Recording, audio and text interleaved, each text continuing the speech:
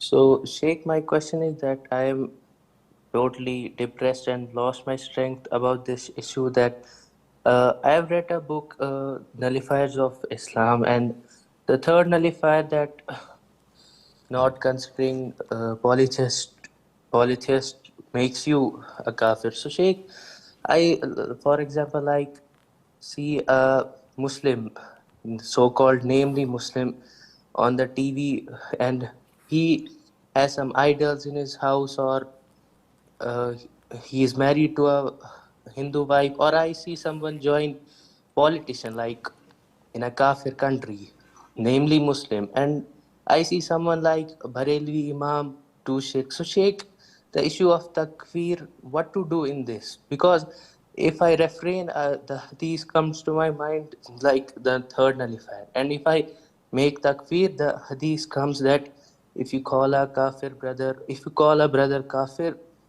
either he is or it will come back to you. So what to do, Sheikh? I'm with. Akhi, these 10 nullifiers of Islam, are they Quran or Sunnah, or they are ijtihad from scholars? Ijtihad from scholars. So how would you justify taking them as sacred as Quran and making your life so miserable like it is at the moment? Doesn't make any sense. So an honored scholar who spent his life studying Islam comes up with these 10 nullifiers. And he puts it in a book, hoping that scholars and students of knowledge would know it and understand it and explain it. You as a layman cannot come and pick and choose what you want.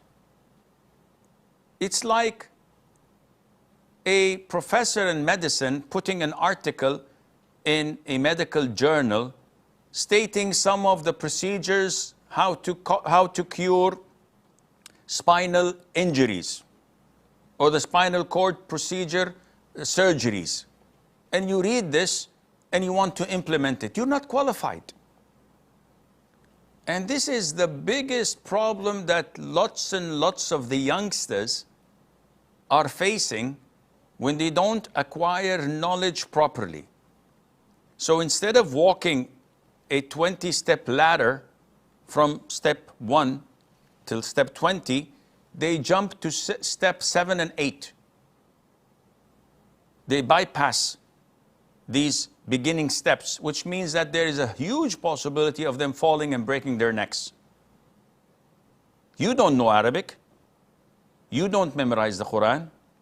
You don't know the tafsir of the Quran if you memorize it all. You don't know proper books of Aqeedah. You don't know the Sunnah. You don't know fiqh. Yet you come to an article or a booklet. You read here and there, and you totally destroy your life and confuse yourself. And the funny part is that Satan is, well done, you're doing a good job. You're pleasing Satan. Satan is happy. The bad news is Allah is angry with you. Why, Shaykh? I'm trying to please Allah. Not by what you're doing, because you're not qualified. If you're pleasing Allah, look at your prayer. Are you finding the sweetness of your prayer? No, Shaykh, I'm not even praying on time. Sometimes I skip prayer because I'm so depressed and I leave prayer for 3-4 days. Oh, mashallah, so you're getting out of the fold of Islam. Don't read such articles unless you're supervised by a mentor, a sheikh, who would sit with you and explain each one of them to you. Takfir is not for me and you. And look what Shaitan is making you do. Oh, this Bollywood actor, he has over 200 movies. He's married to a Hindu, and he has idol in his home. And he says, I don't care if my children become Muslim or Hindu. So I should give him takfir. But I'm hesitant because he might be a Muslim brother. How can I give him takfir? Akhi, did Allah send us to label people around us? So, he's a kafir, he's a hypocrite, he's a munafiq, He's a fasiq. He's, well, I don't know. I still have to make up my mind. What is this? This has nothing to do with Islam. Look in the mirror and be concerned of yourself. Takfir has conditions to be fulfilled and obstacles to be eliminated.